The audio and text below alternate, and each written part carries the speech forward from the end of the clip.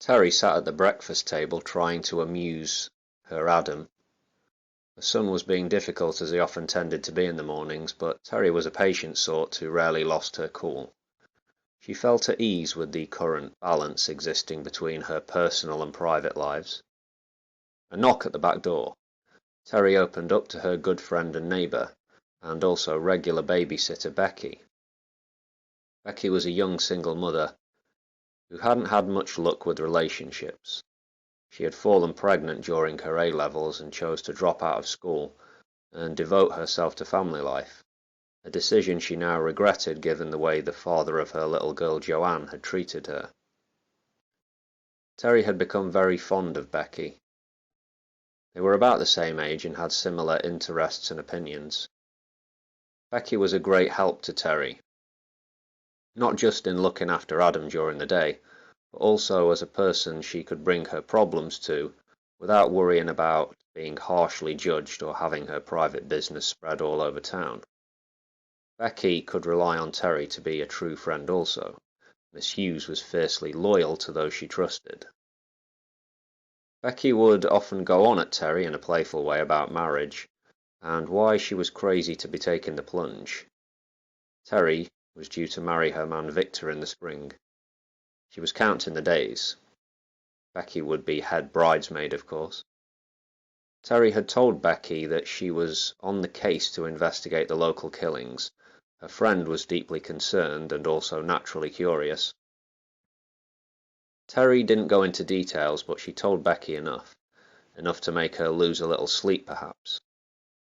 Everyone had read about this in the papers. It had made national news and was also doing the rounds on social media.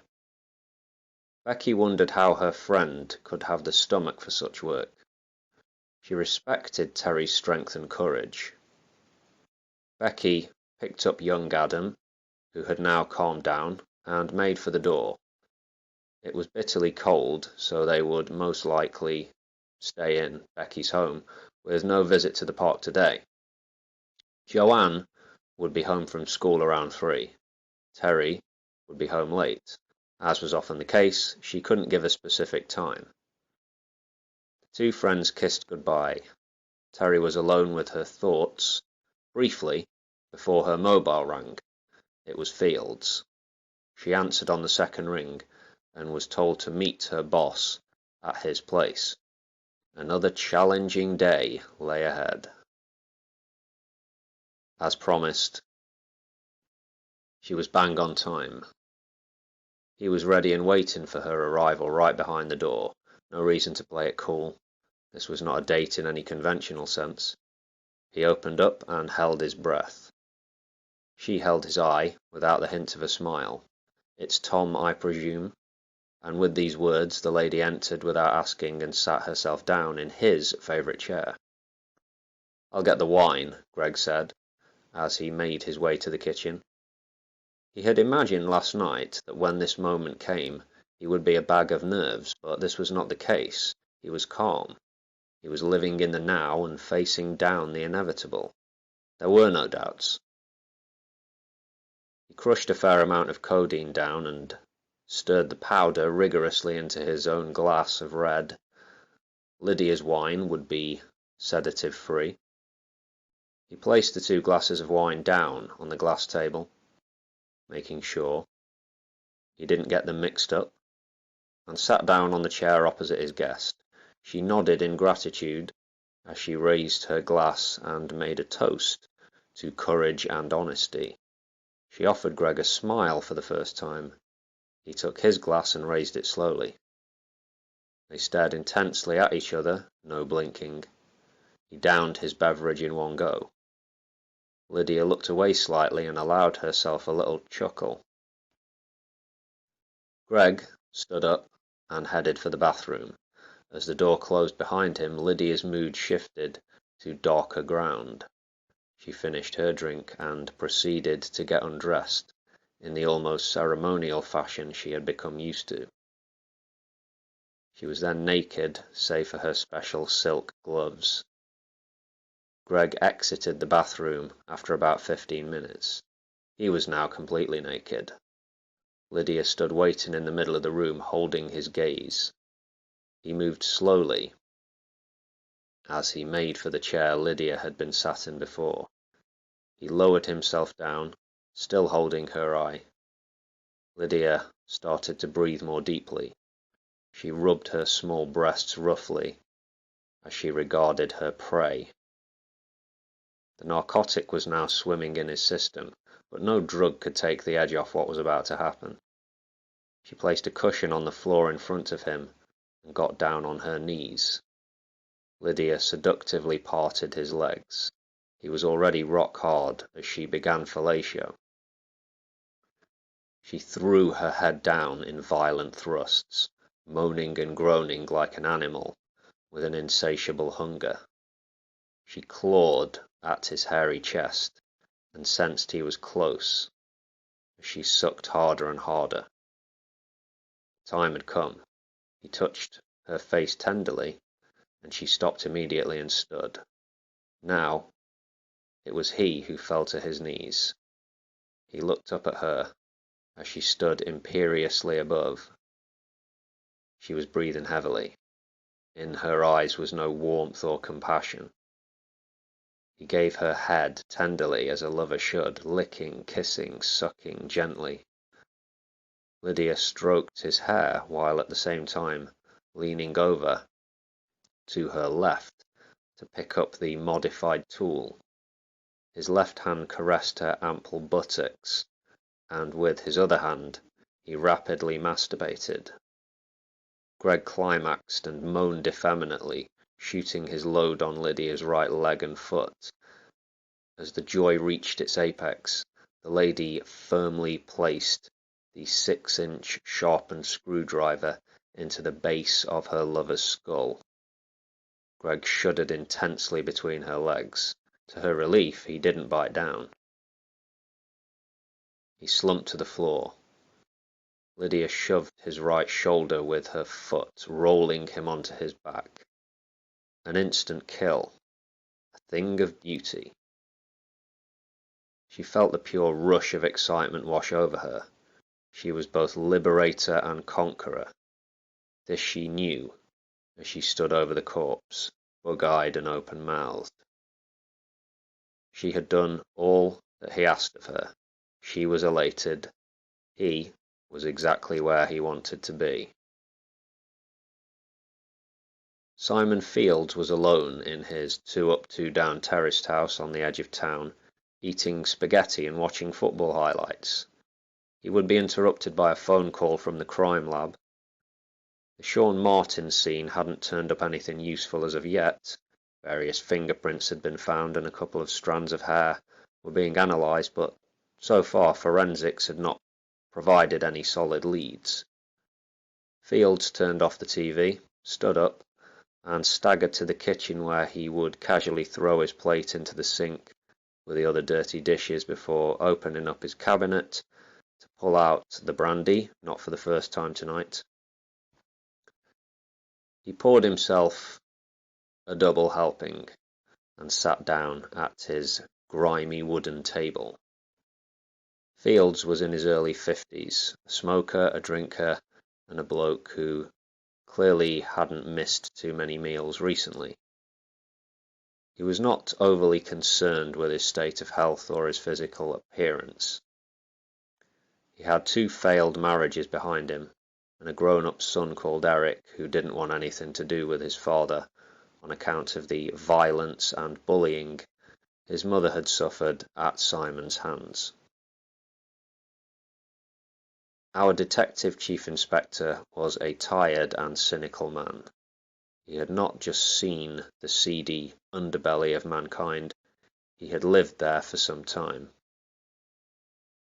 He had worked for the Met in his younger days. Fields had pretty much seen it all.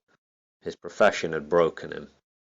He knew things about himself that would have perhaps been left buried otherwise, but it was too late now.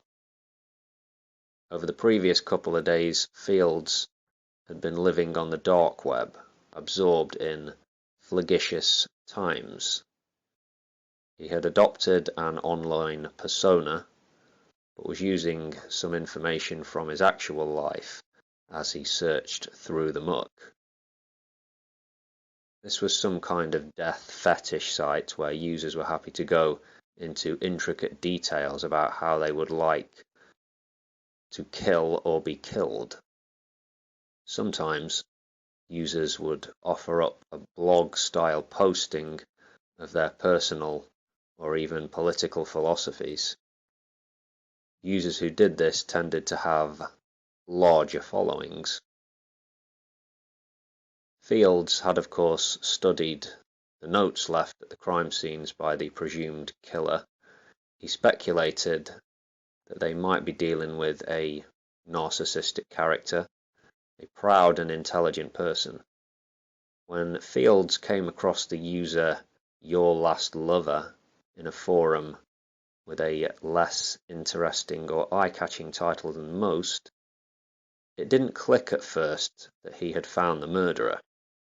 It was only after he had scrolled down to some of the older posts that his mind and heart began to race. The words and the sentence structure were too similar to be coincidental. He read 2 of the larger posts over and over, just to be thorough, as a decent cop should be. He then slugged down another sweet glass of the good stuff and allowed himself a triumphant and cat-like stretch. It was now 1:30 in the morning and past his bedtime. Tomorrow he would be late for work, or perhaps he would phone in sick.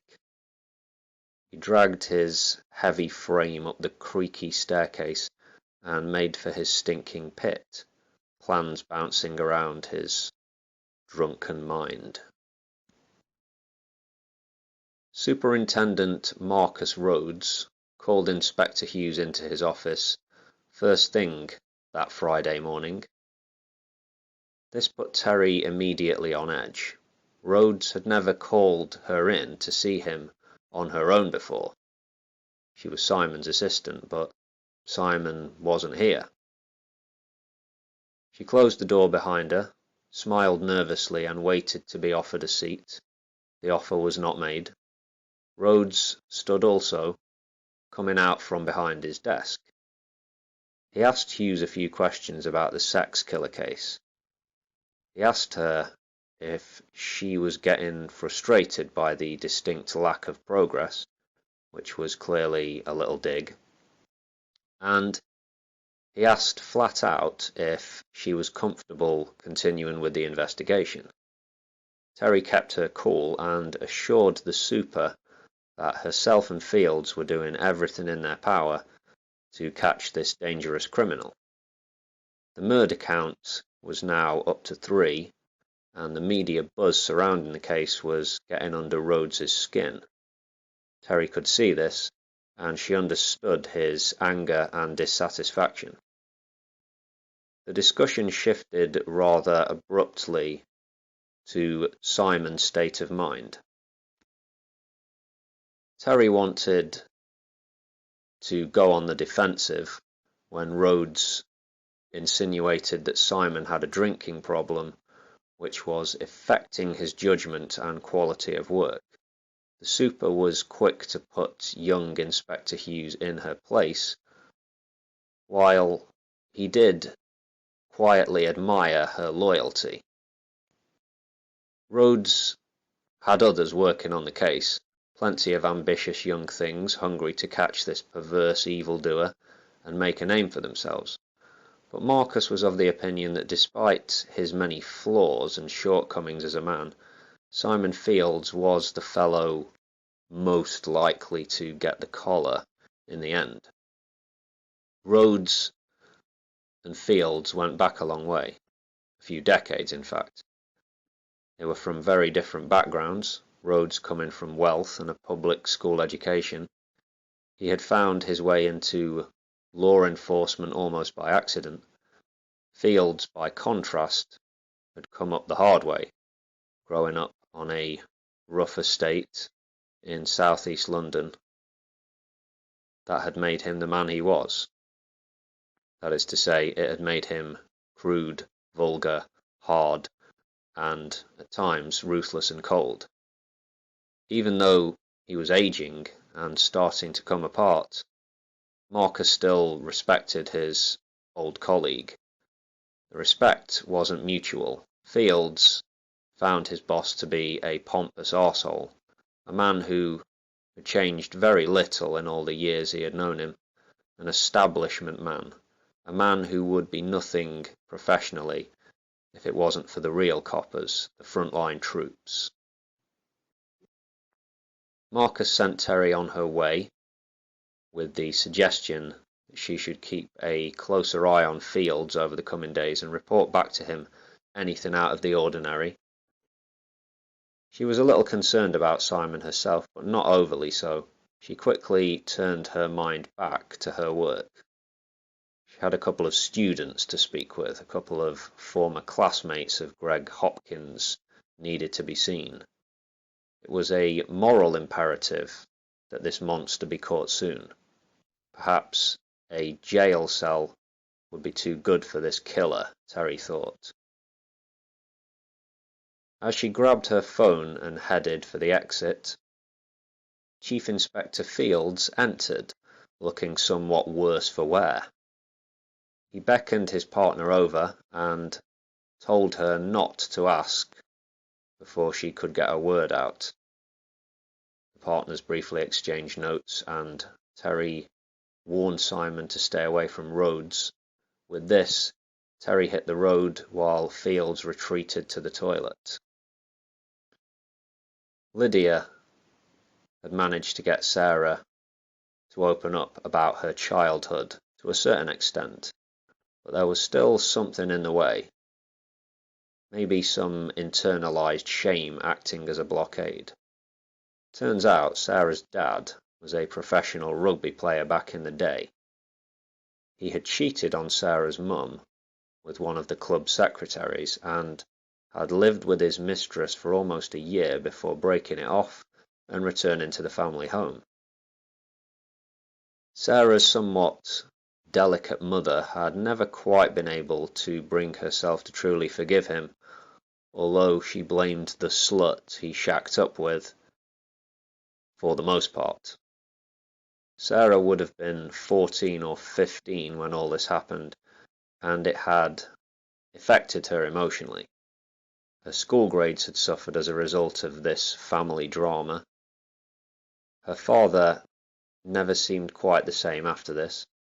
He was still alive and still very close with his grown-up daughter. She was a proper daddy's girl in truth. Her dad wasn't simply the archetypal male, he was her hero, warts and all. So once more, Lydia listened to her patient babble on. Sarah seemed less anxious towards the end of the session. She had shed a few tears as she recounted her teenage years. Before she left, Lydia asked her patient to lie on the couch and close her eyes.